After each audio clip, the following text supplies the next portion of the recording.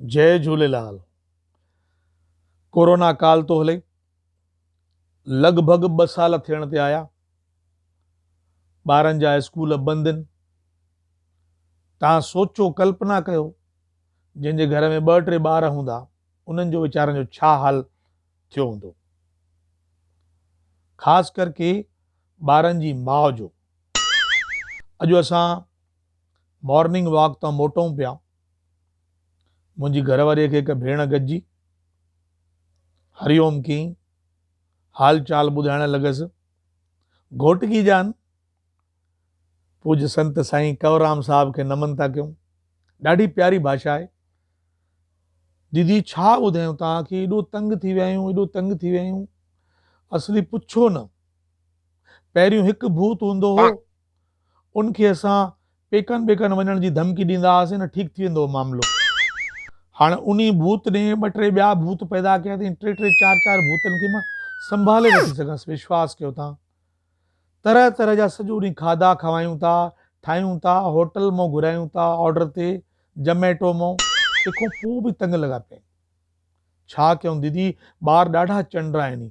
मां पहुतुमि, मां चयो भेण अॻे बि चंडरा हुया, तव्हां भैया मस्ती कंदा, मूंखे ख़बर आहे, सीरियस ॻाल्हि खे बि मस्ती में वठंदा आहियो।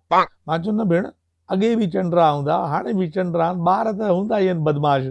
चई न भैया, अॻे ॿार भॻवान जा रूप हूंदा हुया, तव्हां चओ था चंडरा हुया, असां न हूंदा हुआसीं ॿार छा? मां चयो हा, अॻे बि ॿार भॻवान जा रूप हुया, हाणे बि आहिनि, पर भॻवान मटिजी वियो आहे भेण।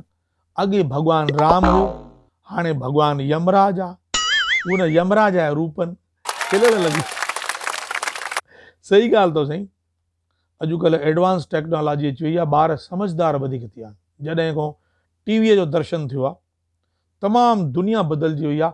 मुंहिंजो सौटु आहे, उनजो नूंहुं पुटु पंहिंजे 2.5 साल जे ॿार खे अहिड़ा अहिड़ा जतन कंदा आहिनि, रोटी न खाराए सघंदा। तव्हां विश्वास कंदव, रोटी खाराइण में उन्हनि खे 1.5-2 कलाक लॻंदा आहिनि।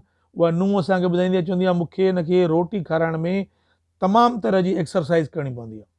विटामिन बी जी गोरी बोरी वठी पोइ वञी हिनखे रोटी खाराईंदी आहियां। ॾाढो तपाईंदो आहे। आख़िरकार रोटी तॾहिं खाईंदो आहे जॾहिं हिन जो पापा अचे और कैटरीना कैफ जो कोई डांस वांस ॾेखारे, तॾहिं वञी रोटी खाईंदो आहे। साईं वाकई में ॾाढी मुसीबत अथव। वरी थोड़ी थोड़ी देर में ईंदा, मामा बोर हो रहा है, पोइ माणा चवंदी मेरे को खा जा।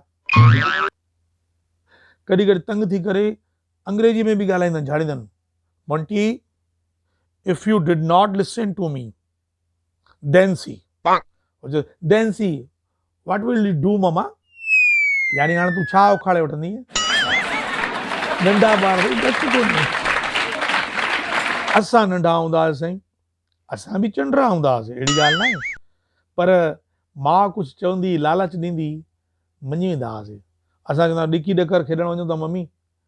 ॾिकी ॾकर खेॾणु न वञजांइ, उन ॾींहुं सरला जे घर जी रंधिणे में तुंहिंजी ॾिकी हली वई आहे न, उनजी नूंहुं लिकी वञी पई आहे, वरी रोटी करणु मोटी न आहे। ऐं हो पिछले हफ़्ते राजूअ जे घर वए न, तुंहिंजो दोस्त राजू, उनजे ॾाॾे जे टिकण ते छो लाटूं हलाया आहिनि?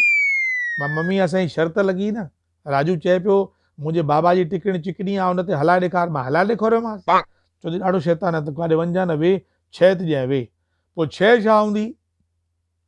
शइ इहे मेसू, टिकी, साटा, हलवो, जेके लाॾनि ॿाॾा ॿुधाइण वारी मायूं विरहाए वेंदियूं न, या कंहिंजो मङणो थींदो, उहा शइ मिलंदी साईं। पर सभु खाईंदा हुआसीं, बुखिया हूंदा हुआसीं, गिग वही वेंदी, ॾाढो मज़ो कंदा हुआसीं। पर असांजी माउ बि ॾाढी होशियारु हूंदी, चवंदी मुआ सनानु न कयो थी, पहिरियों सनानु कर, पोइ तोखे ॾींदीमांइ शइ। हल ॾिसो कारो त थींदो वञे भंगी पंहिंजे पीउ वांगुरु। सिंधी ॻाल्हाईंदा रहिजो।